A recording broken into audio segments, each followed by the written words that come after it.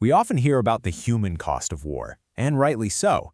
But what about the financial cost? In this explainer, we're putting a price tag on epic fury, and believe me, the numbers are absolutely staggering.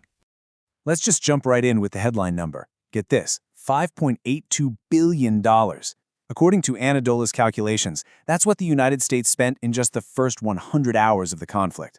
That's not the cost of the whole war, that's just the first 4 days. To really wrap your head around that number, think about this. It's almost 0.7% of the entire 2026 U.S. defense budget, a budget that's supposed to last a full year, and nearly 1% of it was gone in a little over 4 days. That's just an astonishing rate of spending, and it tells you everything you need to know about the intensity of modern warfare. So how in the world does a bill that big even add up? Well, here's how we're going to break it down. First, we'll take a closer look at that initial price tag. Then we'll dissect the anatomy of the bill, from lost hardware to all the munitions fired. From there, we'll zoom out to the economic shockwaves that are hitting the global economy. And finally, we'll look at the strategic bottom line. First up, let's dig right into that initial price tag. Where exactly did that multi-billion-dollar figure come from? Well, it basically breaks down into two main categories. A massive $3.3 billion went to what they call operational expenses. That's just the day-to-day cost of running the war.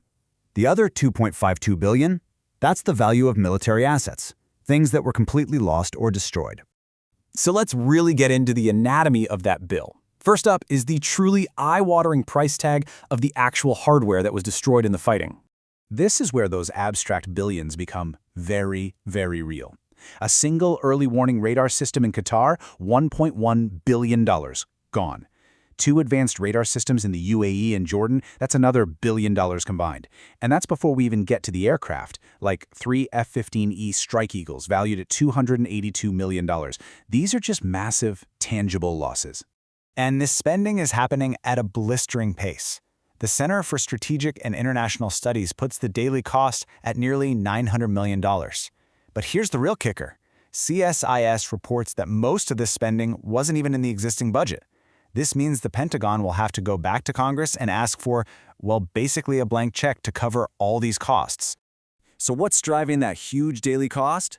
Munitions. In just the first 100 hours, hundreds of highly advanced defensive missiles were fired. We're talking naval interceptors, Patriot missiles, and THAAD interceptors, all designed to shoot down incoming threats. Then you add the $15 million daily operating cost for just 2 aircraft carrier groups, and you can see how the bill just skyrockets. Now let's zoom out to the economic shockwaves, because the cost of this conflict isn't just contained to the battlefield. It's being felt in markets all over the world. One of the most immediate consequences for all of us was the price of oil. Brent crude, which is a key benchmark for the world, shot up from around $82 a barrel to a peak of $115. That's a massive jump that impacts everything from the price you pay at the pump to the cost of shipping goods worldwide. That uncertainty immediately rippled through the financial markets. In the U.S., the Dow Jones Industrial Average fell by over 1,000 points, which shows you just how quickly a regional military operation can shake investor confidence thousands of miles away. All of this volatility, and especially that spike in energy prices, it led experts to start using a very serious term: global recession.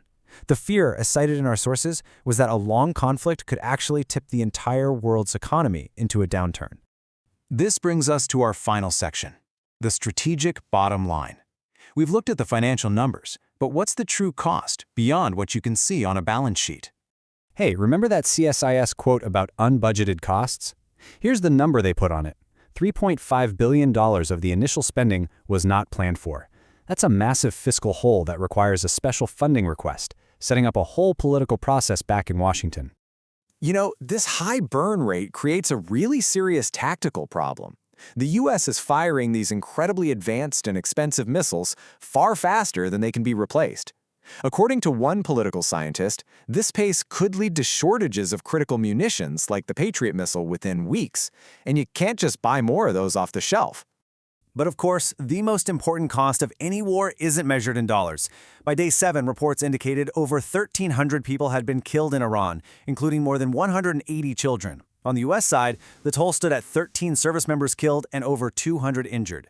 It's a stark reminder that behind every single dollar we've discussed, there is a profound and irreversible human cost. And it's so crucial to remember this is just the beginning. The costs we've just discussed are from only the first few days of the conflict. President Trump himself suggested the operation could last 4 to 5 weeks, or maybe even longer. The final bill is expected to be significantly higher. And so, we're left with this question. As the financial, economic, and human costs continue to climb every single day, what is the ultimate price of epic fury? That's a question no balance sheet can ever truly answer.